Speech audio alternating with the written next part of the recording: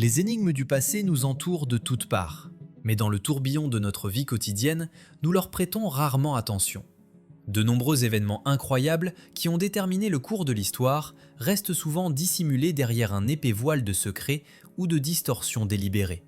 Pourtant, la vérité a cette habitude de refaire surface, même des siècles plus tard. La version officielle de l'histoire de l'humanité nous offre une image ordonnée et linéaire du développement de la civilisation.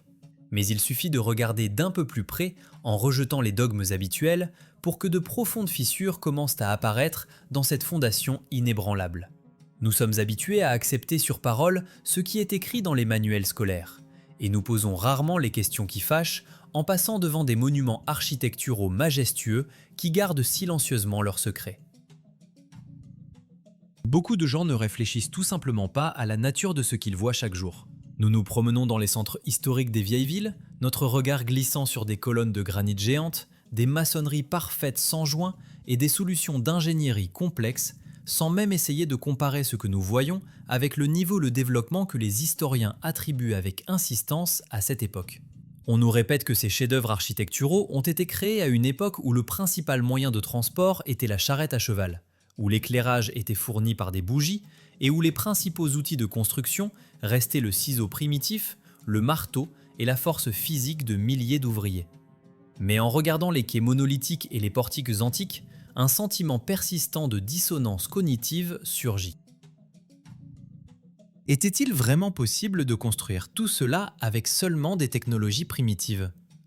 La complexité technique de l'exécution et du traitement des roches dures contredit clairement l'image officielle du monde, où l'industrie était soi-disant à ses balbutiements. L'échelle des structures fait douter qu'elles aient été érigées par des gens en sabots, dont le plus grand rêve était un poêle chaud. Ce fossé entre les preuves matérielles de l'époque et la description de la vie quotidienne de ce temps-là est le premier signal d'alarme indiquant que nous en savons beaucoup trop peu sur notre passé réel. Aujourd'hui, nous allons tenter de faire la lumière sur une anomalie historique unique, dont les faits continuent de faire surface même de nos jours. Il s'agit d'un phénomène étonnant, documenté au milieu du XIXe siècle. Les documents d'archives de cette époque montrent quelque chose qui défie toute explication simple et rationnelle du point de vue de l'histoire classique. D'immenses villes majestueuses, entièrement construites, se tenant absolument vides. Ce n'est pas simplement une absence de foule flânant dans les rues, c'est le silence total et assourdissant de mégalopoles. Les bâtiments semblent abandonnés, délabrés par endroits. Il n'y a pas une âme sur les larges avenues, et l'agitation urbaine habituelle semble avoir été effacée par une main invisible. De plus, la végétation dans ces jungles de pierre est pratiquement absente, comme si le paysage urbain venait d'être créé sur une terre brûlée, ou, à l'inverse, soigneusement nettoyé de tout ce qui est vivant. Au début, ce fait peut sembler insignifiant, mais lors d'un examen détaillé des panoramas des villes de cette période, par exemple Moscou ou Saint-Pétersbourg, les bizarreries commencent à s'accumuler comme une boule de neige. Les villes ne semblent pas simplement inhabitées, elles semblent mortes ou conservées. Avant de plonger dans les détails, il vaut la peine de réaliser l'ampleur de cette étrangeté. Nous sommes habitués à penser que le progrès a avancé de manière fluide, du simple au complexe, étape par étape. Mais sans que nous nous en rendions compte, au cours des dernières décennies, notre monde a changé au point d'être méconnaissable. Les technologies ont fait un bond gigantesque que nous considérons comme naturel. Cependant, si nous regardons dans un passé un peu plus profond, la logique du développement séquentiel commence à s'effriter. Plus nous analysons les témoignages de cette époque, moins nous comprenons quelles technologies nos ancêtres possédaient réellement et ce qui s'est passé exactement pour les faire disparaître des rues de leur propre ville. Si l'architecture elle-même, incomparable avec le niveau officiel de développement du XIXe siècle, soulève de nombreuses questions, alors les détails techniques perceptibles lors d'une étude attentive laissent encore plus perplexes. Après tout, si les bâtiments peuvent survivre des siècles, les technologies ont tendance à changer plus rapidement. Et ici, un autre paradoxe nous attend. Si l'on en croit les manuels, alors ces temps étaient l'ère de la traction chevaline. Mais une étude attentive des chroniques révèle des détails qui contredisent complètement cette version. Si l'architecture semble trop complexe pour cette époque, alors les technologies de transport capturées dans ces villes vides semblent tout bonnement impossibles. La chronologie historique communément admise affirme que le développement des transports urbains a suivi un chemin clair et logique. D'abord la traction animale, puis les machines à vapeur. Et seulement ensuite, l'humanité a maîtrisé l'électricité. On nous parle des premiers tramways hippomobiles, où des animaux tiraient péniblement de lourds wagons sur des rails. Cela s'inscrit dans une vision du monde où l'électricité n'était pas encore un bienfait omniprésent. Cependant, lors d'une étude détaillée des archives de la seconde moitié du XIXe siècle, le chercheur tombe sur des exemples frappants qui brisent complètement ce schéma ordonné et font douter de la fiabilité de la version officielle du progrès technique. Sur les preuves documentaires de cette époque, on voit clairement des tramways qui se déplacent comme par eux-mêmes. Ils n'ont ni attelage de chevaux, ni chaudière à vapeur fumante, ni les fils habituels au-dessus de nos têtes s'étendant vers un réseau de contact. Une question légitime se pose. Par quelle force se déplace cette composition de plusieurs tonnes ? Cela ressemble à une technologie en avance sur son temps, ou plus probablement, au témoignage d'une civilisation perdue qui possédait d'autres principes de travail avec l'énergie. Si l'on se réfère aux données de référence, officiellement, le premier chemin de fer électrique au monde n'a ouvert à Berlin que le 31 mai 1879. Le moteur électrique de la locomotive recevait l'énergie par un rail de contact, et la longueur du trajet n'était que d'environ 300 mètres. C'était une attraction expérimentale, loin d'un réseau de transport urbain à part entière. Mais les tramways mystérieux sur les images d'archives ne ressemblent pas à une expérience, mais à une partie d'un système quotidien bien rodé. La première chose qui vient à l'esprit d'un ingénieur moderne est l'alimentation par les rails. Mais pour cela, il faut des sous-stations de transformation encombrantes et des systèmes de sécurité complexes, dont on n'observe aucune trace dans les rues des villes anciennes. Une autre version est la traction par accumulateur. Cependant, au XIXe siècle, les sources d'alimentation étaient loin d'être parfaites. Si de tels wagons fonctionnaient sur les batteries de l'époque, ils auraient dû traîner une remorque séparée, avec d'énormes conteneurs nécessitant une charge pendant toute une journée. Cela se serait inévitablement reflété sur la conception. Les wagons seraient devenus lourds et maladroits.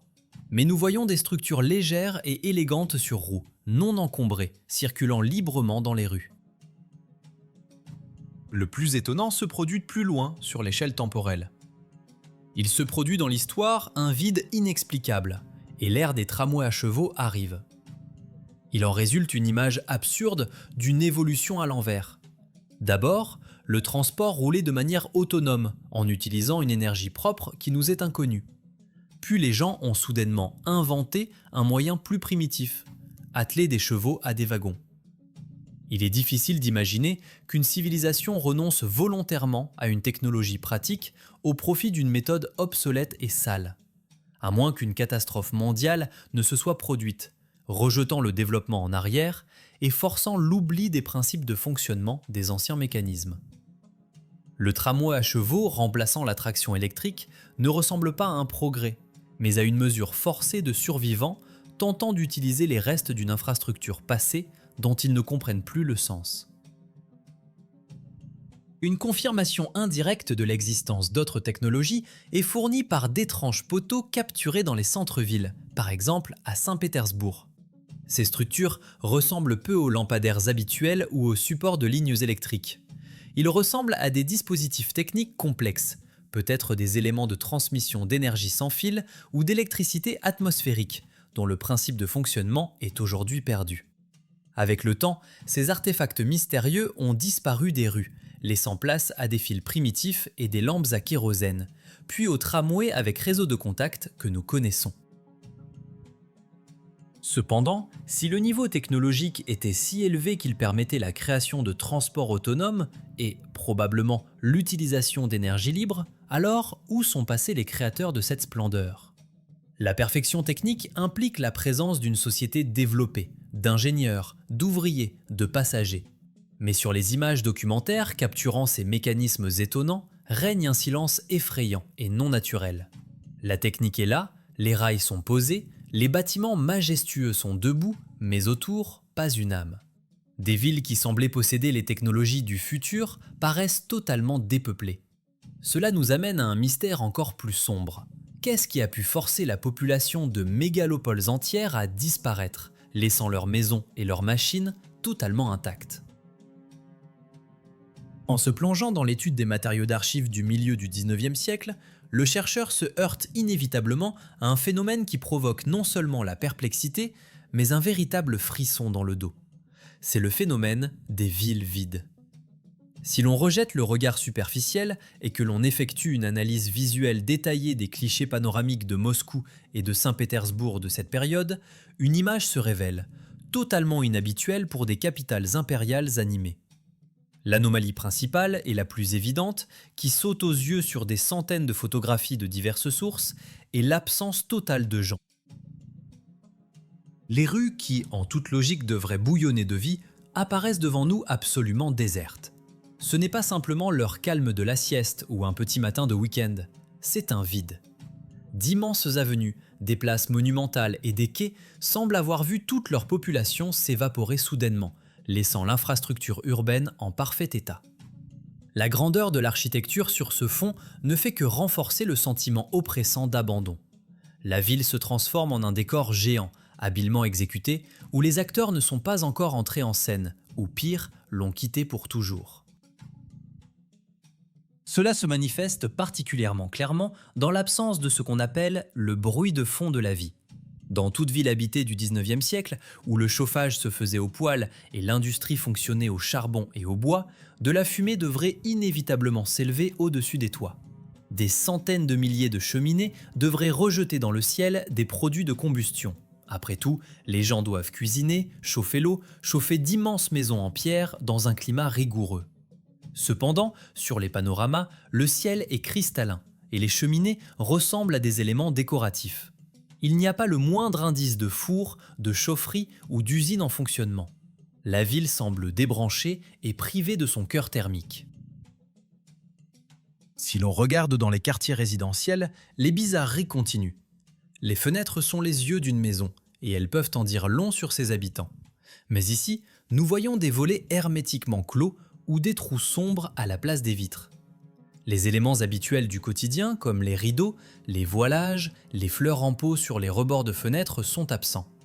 Nulle part on ne voit de linge séchant sur des cordes dans les cours ou sur les balcons, un attribut immuable de la vie urbaine de cette époque.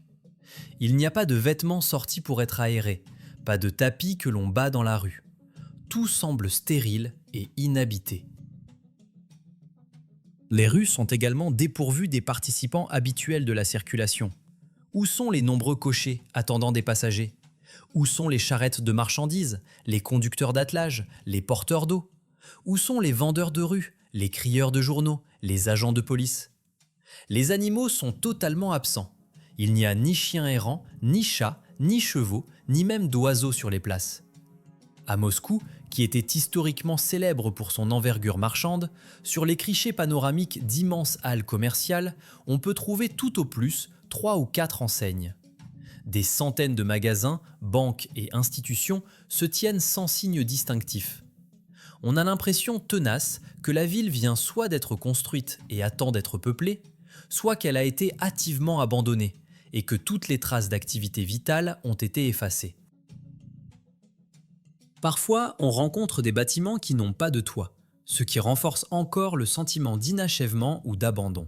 Ce ne sont pas des ruines au sens traditionnel, mais plutôt des structures qui soit n'ont pas été terminées, soit ont souffert d'un impact quelconque, mais qu'il n'y a personne pour restaurer. Tous ces détails forment l'image d'un espace mort, figé dans le temps.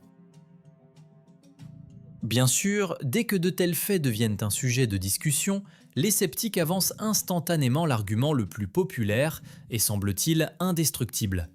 Ils affirment qu'il n'y a aucun mystère ici, et que le vide des rues s'explique par l'imperfection technique de la photographie ancienne.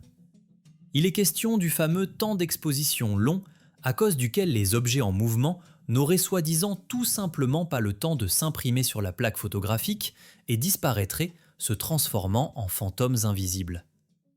Cela semble logique et scientifique, mais essayons de détruire ce mythe avec des faits qui sont à la surface et accessibles à tout observateur attentif. L'argument de l'imperfection technique du matériel photographique du 19e siècle est le bouclier le plus courant utilisé par la science officielle pour masquer les questions gênantes. On nous répète avec insistance que les premiers daguerréotypes nécessitaient un temps d'exposition colossal, de 10 à 30 minutes. Selon cette théorie, tout objet en mouvement, une personne, une calèche ou un chien, n'avait tout simplement pas le temps de se fixer sur la plaque photosensible et disparaissait, se transformant en fantôme invisible. Cependant, cet argument tombe en poussière dès la première confrontation avec la chronologie réelle du développement de la photographie et l'analyse comparative des clichés de la même période. Si l'on se réfère aux faits historiques, dès le milieu du 19e siècle, les technologies avaient fait un grand bond en avant. Le temps de pause s'était réduit à quelques secondes, permettant de fixer des scènes dynamiques. La preuve la plus éclatante de l'inconsistance de la théorie de la disparition est la célèbre photographie de l'investiture d'Abraham Lincoln, prise en 1861. Sur ce cliché, on voit distinctement une foule de plusieurs milliers de personnes. Oui, certains visages sont flous, des silhouettes en mouvement ont perdu leur netteté, mais elles sont là. Elles ne se sont pas dissoutes dans l'air, elles remplissent en masse compacte l'espace devant le Capitole. Pourquoi alors, sur les clichés de Saint-Pétersbourg ou de Moscou, datés des mêmes années, voyons-nous un vide absolu ? Les photographes russes utilisaient-ils une technique vieille d'un siècle alors que le monde entier faisait déjà du reportage ? C'est extrêmement peu probable, compte tenu des liens culturels et scientifiques étroits de l'époque. De plus, la physique du processus photographique est telle qu'un objet en mouvement, lors d'une longue exposition, laisse derrière lui une traînée, ou une tache floue semi-transparente. Mais sur les mystérieux panoramas des villes, il n'y a aucune silhouette fantomatique, ni trace brumeuse de mouvement. Les pavés sont propres et déserts, chaque pierre est dessinée avec une netteté parfaite. Ce qui serait impossible si des piétons et des transports se déplaçaient dans la rue en un flux ininterrompu. La deuxième ligne de défense des sceptiques est l'heure de la prise de vue. On affirme que les photographes sortaient spécialement en chasse tôt le matin, à l'aube, quand la ville dort encore, pour que personne ne gêne le travail. Mais là aussi, une simple analyse géométrique vient à la rescousse. Il suffit de regarder les ombres projetées par les bâtiments, les colonnes et les rares objets. Sur la majorité des clichés vides, les ombres sont courtes et denses, ce qui indique sans équivoque une position du soleil proche du zénith. C'est midi ou les environs de midi, le plein cœur de la journée de travail. Imaginer la capitale d'un immense empire qui s'éteint complètement à midi est impossible. Même les week-ends et les jours fériés, les places devraient être remplies de gens allant au temple ou en promenade, mais ils ne sont pas là. Une autre énigme inexplicable reste l'angle sous lequel de nombreux clichés panoramiques ont été pris. Les photographies de la place du Palais et de la colonne d'Alexandre semblent souvent avoir été prises à vol d'oiseau. Le point de prise de vue se trouve haut dans les airs, mais n'est rattaché à aucun bâtiment élevé ou clocher existant dans la réalité. À cette époque, il n'y avait ni drone ni avion. Les aérostats et les montgolfières existaient, mais étaient encombrants, instables et coûteux à exploiter. Faire depuis la nacelle instable d'un ballon un cadre parfaitement net et horizontal avec une lourde caméra sur plaque de verre est une tâche techniquement presque impossible. Qui s'élevait dans le ciel et comment pour immortaliser la ville morte depuis un point de vue parfait. Cela suggère des technologies d'observation qui ne cadrent pas avec l'image officielle du 19e siècle. Ainsi, nous arrivons à une conclusion logique. Si la longue exposition n'a pas effacé les gens et qu'ils ne dormaient pas chez eux au plus fort d'une journée ensoleillée, cela signifie qu'ils n'étaient vraiment pas là. Les rues étaient physiquement vides. Mais avec les habitants, quelque chose d'autre a disparu des villes. Quelque chose de non moins important pour la vie. Si l'on regarde attentivement les paysages, on peut remarquer une étrange particularité concernant la nature elle-même autour de ces géants de pierre. L'absence de gens n'est que la moitié du problème. Un fait bien plus inquiétant est ce qui est arrivé à la végétation. Un autre témoin crucial, mais souvent ignoré, des événements réels du passé, est la nature. La végétation, ou plus précisément son absence ou sa jeunesse anormale, sert de marqueur biologique impossible à falsifier. Si l'on se détache des formes architecturales, pour prêter attention aux paysages des villes anciennes du milieu du 19e siècle, un détail frappant se révèle. Dans des mégalopoles dont l'histoire compte soi-disant des siècles, les arbres centenaires sont pratiquement absents. Cela contredit toute logique de développement naturel d'un environnement urbain. Après tout, toute vieille ville n'est pas faite que de pierres, mais aussi de parcs, d'allées, de jardins qui devraient grandir avec les rues. Cependant, sur les panoramas d'archives, nous voyons une image complètement différente, stérile. Au lieu de chênes étendus, de tilleuls centenaires ou de peupliers puissants qui devraient donner de l'ombre sur les larges avenues, s'offrent au regard soit des espaces absolument nus, soit de rares buissons chétifs. Dans le meilleur des cas, le long des routes sont plantés de minces jeunes arbres, dont l'âge ne dépasse clairement pas 3 à 5 ans. Cette observation est valable tant pour Moscou que pour Saint-Pétersbourg, ainsi que pour de nombreuses autres villes à travers le monde, immortalisées à cette époque. On a l'impression que toute la biosphère a été détruite à la racine, ou bien que ces villes ont été érigées sur un sol totalement sans vie, mort, où la couche fertile n'avait pas encore eu le temps de se former. L'exemple d'Irkoutsk est particulièrement parlant, où une chronologie de clichés a été conservée, permettant de suivre la dynamique des changements.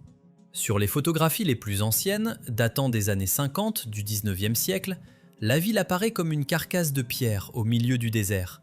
Ni gens, ni arbres, seulement des constructions solitaires sur la terre nue. Une décennie plus tard, la situation commence à changer. Apparaissent les premières pousses, encore très faibles, de jeunes pins et des buissons.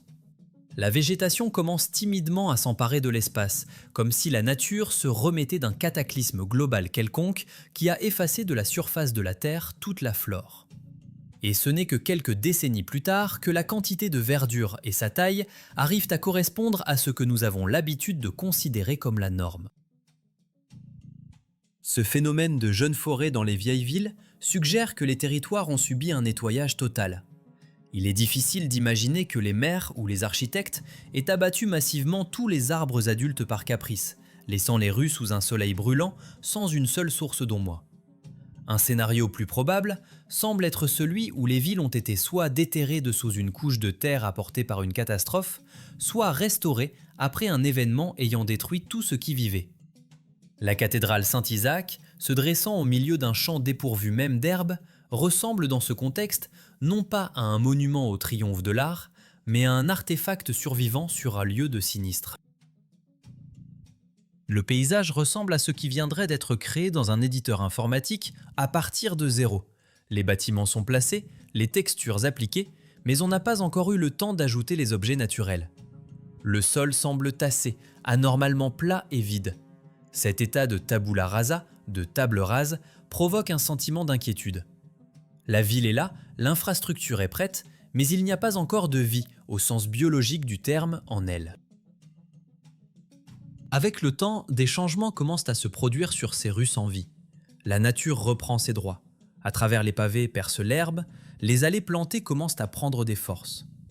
Et c'est précisément à ce moment, quand les décors sont déjà un peu habités par la végétation, que les acteurs principaux entrent en scène. Dans les quartiers vides et résonnants, où il n'y a pas si longtemps seul le vent se promenait, les premiers humains commencent à pénétrer. Cependant, leur apparition soulève encore plus de questions que leur absence. En regardant ces nouveaux habitants, il est difficile de se défaire de l'idée qu'ils sont ici des étrangers. Qui sont-ils? Les héritiers légitimes d'un grand empire de bâtisseurs ou simplement des survivants accidentels arrivés sur les ruines d'une civilisation hautement développée? Vers la fin du 19e siècle, le tableau figé du silence commence à changer. Sur les documents d'archives fixant l'état des rues urbaines, le mouvement apparaît. Cependant, ce processus de peuplement ne soulève pas moins de questions que le vide qui l'a précédé. Si auparavant nous observions des décors stériles, maintenant des acteurs entrent dans le cadre, mais leur rôle sur cette scène gigantesque semble tragiquement inadéquat à l'échelle de l'espace environnant. L'apparition de gens dans ces jungles de pierre ne ressemble pas à un retour triomphal des maîtres, mais à une intrusion timide d'étrangers sur un territoire dont la véritable destination ne leur est peut-être pas tout à fait claire. Le contraste entre la grandeur des formes architecturales et l'apparence extérieure des nouveaux habitants est tout simplement colossal. Nous voyons des temples géants avec des colonnes montant vers le ciel, des palais monumentaux avec des ouvertures de portes calculées comme pour des géants, et la géométrie parfaite des quais en granit. Et sur le fond de cette splendeur impériale, apparaissent de petites silhouettes mal habillées. Les gens semblent perdus et étrangers. Leurs vêtements sont simples, souvent négligés. Leur transport est constitué de charrettes et de chariots en bois primitifs, qui semblent être des jouets ridicules à côté des chefs-d'œuvre d'ingénierie que sont les ponts et les aqueducs. On a l'impression tenace que ces gens n'ont pas construit les bâtiments qui les entourent, mais sont simplement arrivés sur du tout près, occupant les ruines libres d'une civilisation hautement développée. L'atmosphère qui règne sur les clichés de cette période est imprégnée d'un esprit post-apocalyptique. Les rares passants errent parmi les quartiers vides comme s'ils cherchaient un abri ou des ressources utiles. Il n'y a pas de sentiment de vie urbaine ordonnée, pas de trafic dense. Cela ressemble à des scènes de films catastrophes, où une poignée de survivants tente d'organiser sa vie dans un monde resté après la disparition de l'humanité. Les groupes de gens sont peu nombreux, ils restent ensemble, comme s'ils craignaient l'immense espace vide autour d'eux.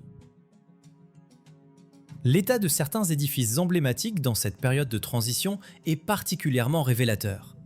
Par exemple, sur une série d'images, la cathédrale Saint-Isaac, ce chef-d'œuvre de la pensée technique, apparaît sous un aspect étrange. Sa base est densément envahie par les herbes folles et les broussailles. C'est un détail absurde pour le temple principal en activité de l'Empire. Si ces gens venaient vraiment d'ériger une telle merveille du monde, ils en souffleraient la moindre poussière et aménageraient le territoire. Mais la végétation luxuriante, perçant à travers les joints des pierres, témoigne d'un manque de soins appropriés et peut-être d'une longue période d'abandon. Les nouveaux résidents ne parviennent tout simplement pas à entretenir l'héritage qui leur est échu, ou bien il n'a pas pour eux cette valeur sacrée que l'histoire officielle lui attribue. La dynamique du peuplement est également très curieuse. On peut suivre comment la densité de la population a changé au fil des décennies. D'abord, le vide complet et le silence. Ensuite, des silhouettes solitaires ressemblant à des éclaireurs. Un peu plus tard, apparaissent de petits groupes, des marchés spontanés surgissent. La vie commence à rougeoyer sur les ruines. Et ce n'est qu'après un temps considérable, vers le début du XXe siècle, que les rues comme la perspective Nevski se remplissent des foules habituelles. La ville s'anime, mais cette animation semble secondaire.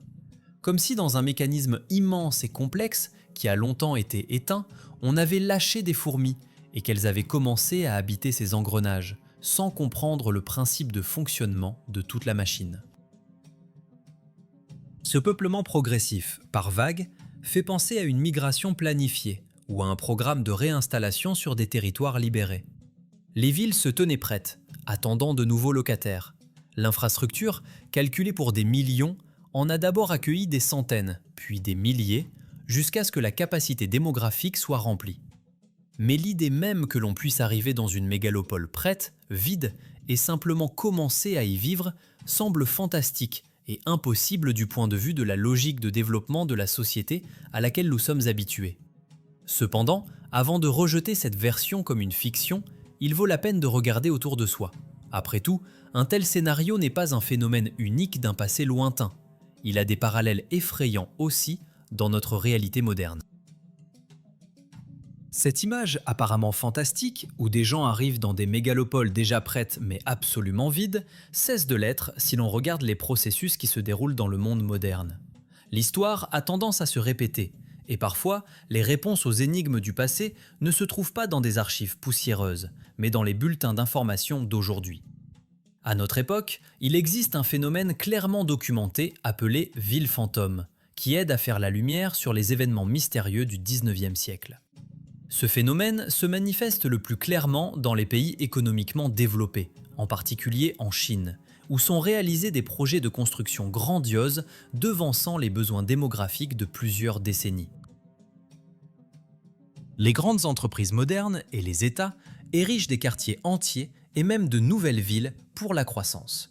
D'immenses complexes résidentiels, de larges autoroutes, des parcs, des centres commerciaux et des bâtiments administratifs se tiennent entièrement prêts à l'exploitation. Il y a tout en eux, des bancs dans les squares aux réseaux techniques complexes. La seule chose qui leur manque, ce sont les gens. Des kilomètres de fenêtres vides regardent des avenues désertes, créant une impression surréaliste de temps arrêté. Cela est fait de manière planifiée, dans l'optique d'une future réinstallation massive de ruraux ou pour désengorger des centres surpeuplés. Si l'on photographie une telle ville aujourd'hui, nous obtiendrons des clichés effroyablement similaires à ces mystérieux panoramas de Moscou ou de Saint-Pétersbourg d'il y a un siècle et demi. La grandeur de la pierre et du béton avec une absence totale de vie biologique. Ce parallèle permet d'avancer une hypothèse audacieuse, et peut-être la seule logique expliquant toutes les incohérences accumulées. Il est probable que les villes du 19e siècle n'ont pas été construites par les gens que l'on nous montre sur les photographies en simples vêtements paysans et en sabots. Ces structures monumentales, ces colonnes antiques, ces quais en granit et ces communications souterraines complexes étaient une infrastructure déjà prête. Elle a été soit soigneusement restaurée, soit créée à nouveau par une force inconnue hautement développée, ayant préparé une tête de pont pour le peuplement par une nouvelle civilisation. Une telle approche supprime instantanément la contradiction entre la primitivité des technologies officielles de l'époque et la complexité de l'héritage architectural. On comprend pourquoi, sur les premiers clichés, il n'y a pas de fumée sortant des cheminées, ni de linge sur les cordes. La ville n'avait tout simplement pas encore été mise en exploitation.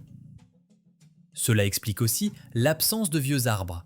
Le paysage a été formé à nouveau après un événement global ou une catastrophe quelconque ayant nécessité un redémarrage complet du territoire. Les gens que nous voyons sur les clichés plus tardifs ne sont pas des bâtisseurs, mais les premiers colons, de nouveaux locataires, ayant reçu les clés d'appartements qu'ils n'ont pas conçus ni érigés. C'est précisément pourquoi nous observons une étrange dégradation des technologies, quand au lieu d'un transport efficace sans carburant, apparaissent soudainement les tramways à chevaux. Les nouveaux habitants ne possédaient tout simplement pas les connaissances pour entretenir la technique complexe qui leur était échue. Ils utilisaient ce qu'ils pouvaient comprendre, adaptant le grand héritage à leurs besoins primitifs. Cela rappelle une sorte de culte du cargo, l'utilisation de la forme sans compréhension du contenu. Des palais majestueux se transformaient en appartements communautaires, des installations atmosphériques complexes en support pour lampes à kérosène, et des avenues parfaitement planes se remplissaient de crottins de cheval. Ainsi, se dessine devant nous le tableau d'un processus historique global qui a été caché derrière les pages de manuels édités.